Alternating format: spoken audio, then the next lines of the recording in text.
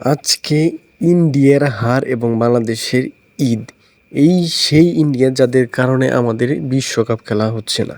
তো তাদের হারার কারণ এবং আমাদের ঈদের কারণ একই হবে, এটাই স্বাভাবিক। আজকে ইন্ডিয়াকে সাউথ আফ্রিকা একদম ধবল ধুলাই করে দিয়েছে, রীতিমতো মাটিতে পিষে দিয়েছে। যে ইন্ডিয়া এতদিন ব্যাটিং পাওয়ার দেখাতো এবং 200+ 300, বিশ্বকাপের আগেও তারা বলতেছিল 300 রান করবে, 200+ রান করবে এইরকম। এবং বিশেষ করে এই সাউথ আফ্রিকার বিপক্ষেই প্রস্তুতি ম্যাচে তারা 200 250+ রান করে ফেলছিল। এই সাউথ আফ্রিকার বিপক্ষেই তারা আজকে 111 রানে অল আউট। হ্যাঁ, 111 রানে অল আউট। 200 তো দূরের কথা, 150 রান পর্যন্ত তারা করতে পারে নাই। সাউথ আফ্রিকা আজকে যে রানে টার্গেট দিয়েছিল, অনেকে হয়তো ভেবেছিলেন যে ইন্ডিয়া তো সহজেই চেস করে ফেলবে। কিন্তু অভিষেক শর্মা, ঈশান কিষান এবারও ব্যর্থ।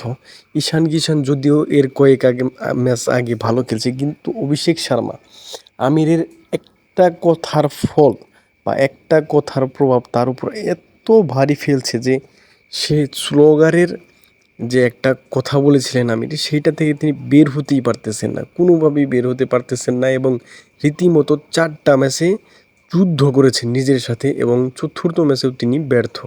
ভারতের প্রত্যেকটা ব্যাটসম্যান আজকে ব্যর্থ। সাউথ আফ্রিকার প্রথমে যেভাবে ব্যাটিং করেছে এবং ইন্ডিয়া পরবর্তীতে আইসা যেভাবে ব্যাটিং করেছে, মনে হচ্ছিল আকাশ আর পাতাল পার্থক্য।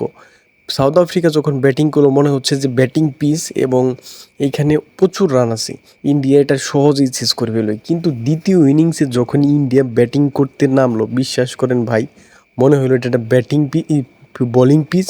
এইখানে রান করা আর যুদ্ধ করা প্রায় একই।